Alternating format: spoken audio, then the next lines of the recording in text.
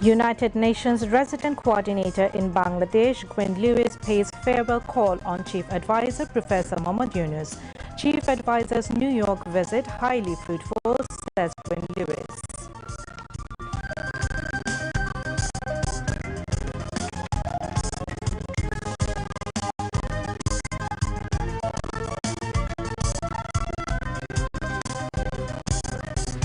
Bangladesh elected president of the 43rd General Conference of UNESCO.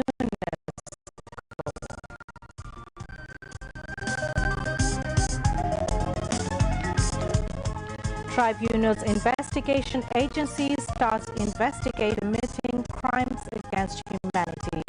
If found any involvement of other political parties during investigation, legal action to be taken against them, says Chief Prosecutor.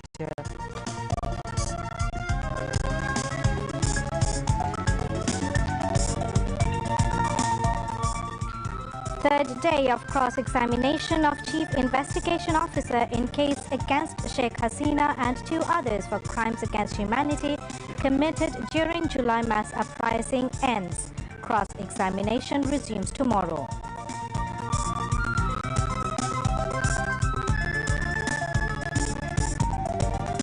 Election Commission holds dialogue with election experts. Chief Election Commissioner seeks their assistance to hold free, fair and impartial elections.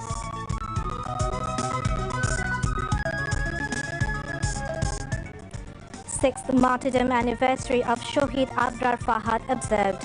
Martyrdom of Buet student Abrar Fahad inspired July mass uprising, says Information and Broadcasting Advisor.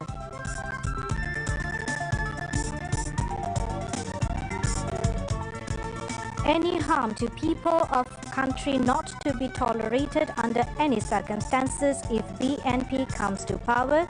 Bangladesh people first, country and sovereignty first, says Tariq Rahman. Divisional selection round of Bangladesh Television's popular talent hunt show Notun Kuri continues till October 11.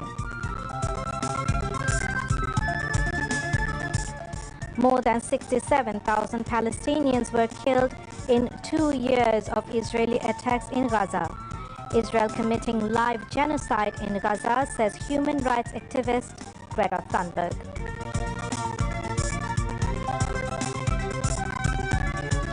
And in Guwahati, England batting with a victory target of 179 runs against Bangladesh in Women's ODI World Cup. Assalamu alaikum. Welcome to News at 10. I am Roya Zabin. You have just heard the headlines. Now news in details. UN Resident Coordinator Gwen Lewis paid a farewell call on Chief Advisor Professor Mohammad Yunus at the State Guest House Jamuna today. During the meeting, Lewis commended the Chief Advisor for his highly successful mission to New York during High-Level Week when Professor Yunus joined the 80th session of the UN General Assembly, held bilateral meetings with more than a dozen world leaders and spoke at the landmark UN Conference on the Rohingya crisis. She highlighted the powerful demonstration of national unity reflected in the diverse composition of the Bangladesh delegation, as it for the first time included 6 leaders of major political parties. The meeting also emphasized the importance of sustained collaboration, innovation and inclusive growth as Bangladesh prepares for its upcoming national elections in February and enters a new chapter in its development journey. The UN played a pivotal role in supporting Bangladesh's preparation for graduation from Least Developed Country (LDC) status, while advancing reforms in the labor sector and health and education systems. Bangladesh has been elected president of the 43rd General Conference of UNESCO, marking a historic milestone in the country's 53-year membership with the organization.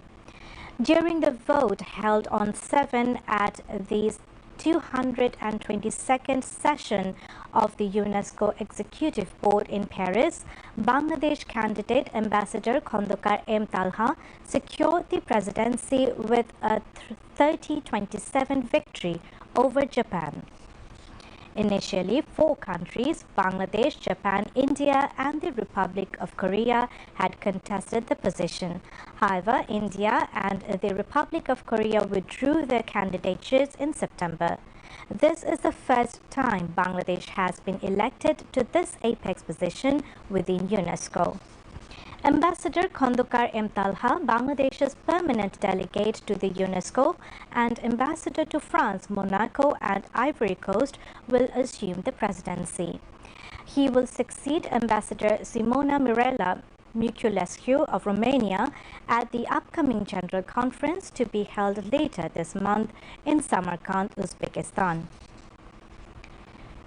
Chief Advisor Professor Mohammad Yunus, Education Advisor Dr. C.R. Abrar and Cultural Advisor Mustafa Sarwar Farooqi expressed their appreciation to the Executive Board for electing Bangladesh to this prestigious position. Professor Yunus called it a landmark achievement and thanked the education and cultural advisors as well as the permanent mission for their leadership in driving Bangladesh's successful campaign. The chief advisor said this is a proud moment for Bangladesh. Education advisor Dr. C.R. Abrar noted this election to UNESCO's highest office will bring global attention to Bangladesh's contributions in art, culture and education. It is a rare honor. Cultural advisor Mustafa Sarwar Farooqi added Bangladesh's active participation in recent UNESCO sessions has already drawn praise. This new role offers a powerful platform to project the vibrancy of our artistic, cultural and heritage landscape on the world stage. International Crimes Tribunal's investigation agency has started formal investigation for trial of Awami League as party for committing crimes against humanity. Chief Prosecutor Mohammad Tajul Islam told this while briefing the journalists at the International Crimes Tribunal this afternoon. In response to a journalist's question, the chief prosecutor further stated that if evidence of the involvement by any other political party emerges during the investigation, legal action will also be taken against them. Regarding the recently amended Gazette of the ICT Act, which includes new provisions under the Law on Crimes Against Humanity, Chief Prosecutor Tajul Islam said that laws can be amended at any time according to the needs of the state, but such amendments will not affect the ongoing trial. Meanwhile, cross-examination continued today for the third day of Chief Investigation Officer Mohammad Alamgir in the case against ousted Prime Minister Sheikh Hasina and 2 others who are accused of crimes against humanity during the July mass uprising. The cross-examination began in the morning before the 3-member judicial panel of the ICT-1, headed by Justice Muhammad Ghulam Murtaza Mojumdar. The other members of the tribunal are Justice Shofiul Alam Mahmood and Justice Mohitul Haq Inam Chaudhry. State defense lawyer Amir Hussain conducted the cross-examination of the 54th witness, Chief Investigator Mohammad Alamgir. The cross-examination will resume tomorrow.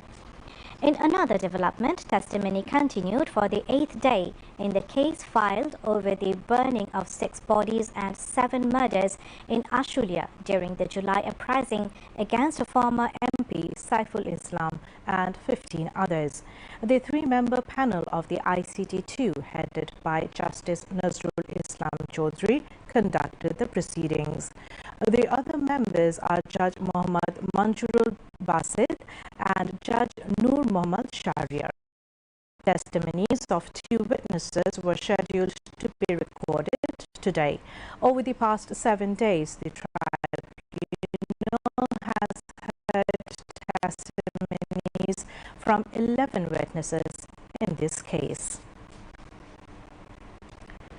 Chief Election Commissioner AMM Nasir Uddin has sought advice from election experts to ensure a free, fair and impartial election.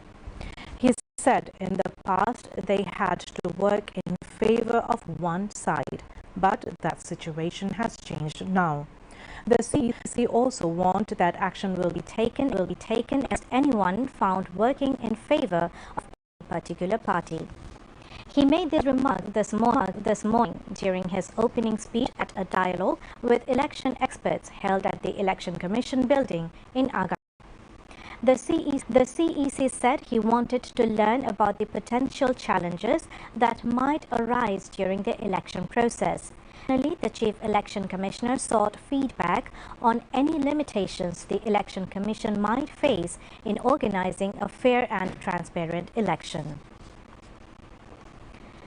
The Advisory Committee on Public Procurement has approved the import of non-basmati rice despite having sufficient rice stocks in the country. Finance advisor Dr. Saliuddin Ahmed briefed reporters this morning about the decision after a meeting of the committee at the Secretariat. He said that Bangladesh will import 50,000 metric tons of non-basmati rice from neighboring India and an additional 50,000 metric tons of wheat from the United States. The Advisory Committee on Public Procurement also approved several other proposals, including the purchase of fertilizer, electricity distribution and transmission projects, and the setting up of a data center. Today is the 6th martyrdom anniversary of Buet student Abrar Fahad. On this day in 2019, Abrar, a brilliant second-year student of the Department of Electrical and Electronic Engineering, was brutally beaten to death by a group of Chhatra League men at Shere Bangla Hall. Marking the day, the Ministry of Cultural Affairs, Dakshu, Chhatra Dal, Islami Chhatra Shibir and several other organizations are observing various programs throughout the day. Documentaries on Abrar Fahad are being exhibited today at all Shilpokala academies across the country. The Chief Advisor's Office has announced that October 7 and February 25, marking the Abrar Fahad and Pilkhana tragedies, have been declared politically significant dates to be observed annually with special programs. The information was shared yesterday afternoon through the Chief Advisor's official Facebook page. Information and Broadcasting Advisor Mahfuz Alam has said the martyrdom of Buet student Abrar Fahad inspired the July mass uprising. The legacy of Buet student Abrar Fahad was honored today as the 8 Pillars, the anti-aggression monument, was rebuilt and inaugurated today at the Polashi intersection 6 years after it was demolished by fascist forces. The memorial commemorates Abrar Fahad, who was beaten to death by banned Chhatra League men in 2019, and the martyrs of the July uprising, symbolizing the nation's continued struggle against domination, aggression, and injustice. Marking Abrar's 6th martyrdom anniversary, the memorial was inaugurated this afternoon by his father, Barkatullah, at a program organized by the Abrar Fahad Sriti Shangshod. Information and Broadcasting Advisor Mohammad Mahfuz Alam and Youth and Sports Advisor Asif Mahmood Shaji Bhuiya graced the program. National Citizen Party NCP member Secretary Akhtar Hussain, Dakshu Vice President Muhammad Abu Sadiq Kaim and Abrar's younger brother Abrar Fayaz also joined the discussion and inauguration ceremony.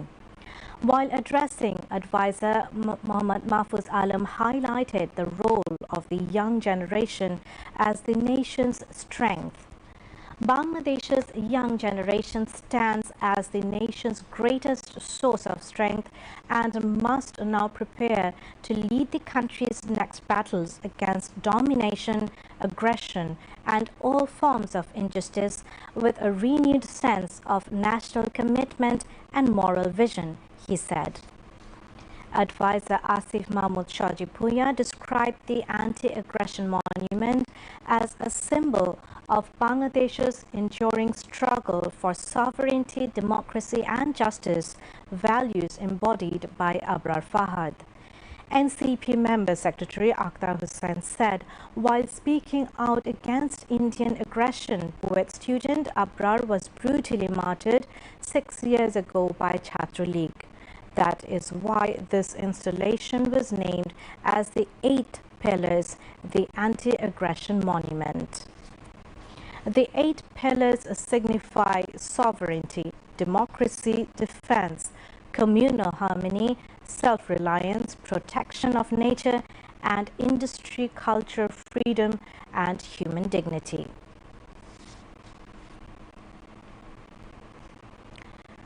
Health advisor Noor Jahan Begum instructed the authorities concerned to take all-out steps to achieve 100% coverage of typhoid vaccination that will begin from October 12 across the country.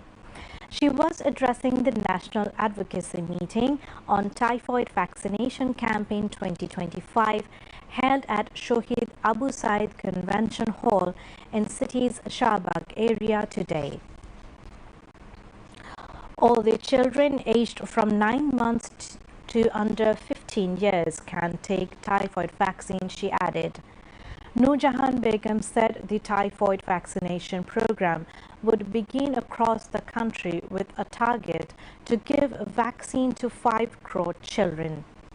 Laying emphasis on the vaccination campaign, the advisor said all the children would be given the vaccine either they have or have not their birth certificates. She said the death rate of children from typhoid fever in the country is not acceptable. The EPI program has already succeeded due to vaccination, and the vaccination for typhoid would have to be made successful, said Noor Jahan Begum.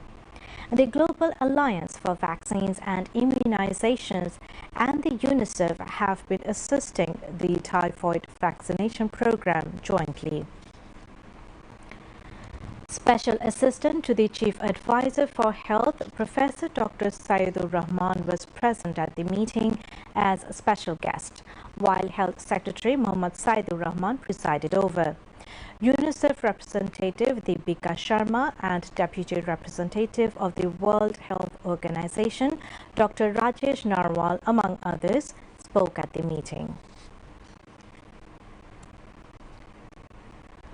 The Foreign Secretary level meeting between Bangladesh and Turkey was held today at the State Guest House, Bodda. The meeting was led by Foreign Secretary Asad Alam Siam on behalf of Bangladesh and Deputy Foreign Minister A. Beris Ekinci on behalf of Turkey. During the meeting, both sides discussed a wide range of issues of mutual interest, including the expansion of trade, investment, technology, education, and defense cooperation. High-level officials from both countries were present at the meeting.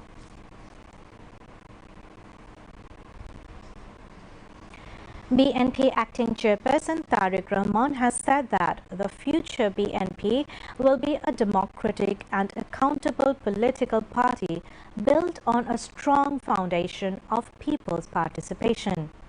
He made the remarks in an exclusive interview with BBC Bangla. The BNP acting chief has spoken on reforms, relations with India, and various political issues during the interview. Nearly 2 decades later, this was Tariq Rahman's first appearance before any media outlet, where he responded to a range of questions. Speaking about relations with India, Tariq Rahman clearly said that he would stand firmly for Bangladesh's rightful interests.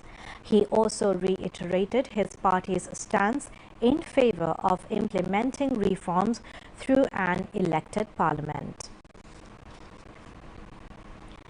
Bangladesh Nationalist Party BNP acting chairman Tariq Rahman today said BNP seeks support and cooperation from teachers in the upcoming elections to establish a knowledge and merit-based state and government. Tariq Rahman was virtually addressing the teachers' rally at Sohrawardi Uddan on the occasion of the World Teachers' Day today. BNP Secretary General Mirza Fakhrul Islam Alamgir attended the program as main speaker. The BNP acting chairman pledged to form a high-level commission to ensure the financial security of teachers and nationalize them if BNP is voted to power through the people's vote. He said educational institutions and universities will be turned into the heart of education and research. He said there is no other option in the current context to transform the curriculum into technical and practical education at the school level. Tariq Rahman said the biggest challenge before the country at this moment is to survive as an influential nation state with dignity in this competitive world.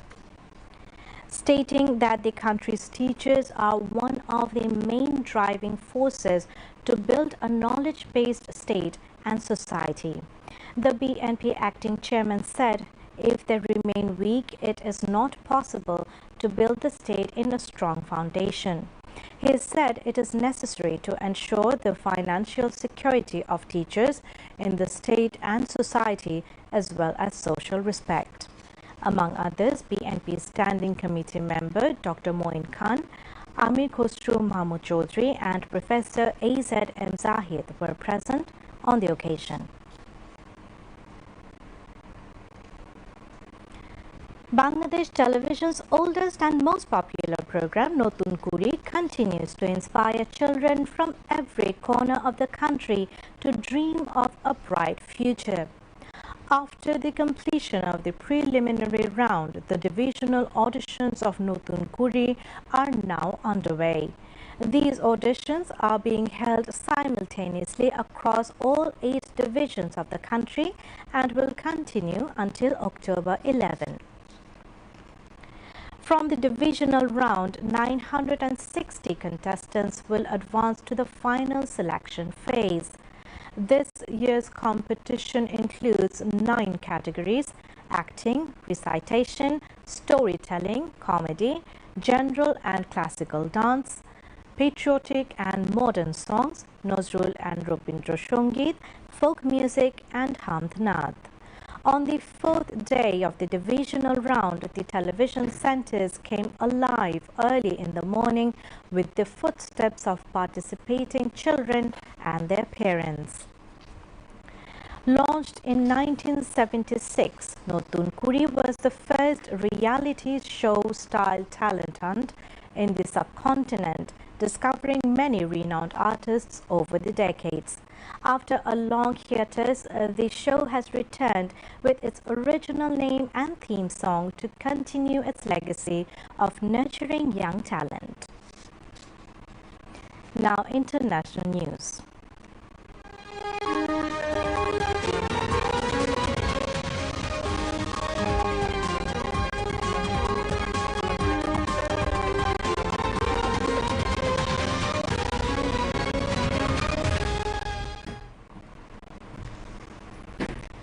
Israeli attacks on Gaza continued across the enclave with at least 10 Palestinians, including aid seekers, today. The Hamas-run health ministry said at least 104 people have been killed in Gaza by Israeli forces since Friday, the day U.S. President Donald Trump called on Israel to halt its bombing campaign. Israel does not allow international news organizations, including the BBC, into Gaza to report freely. Meanwhile, in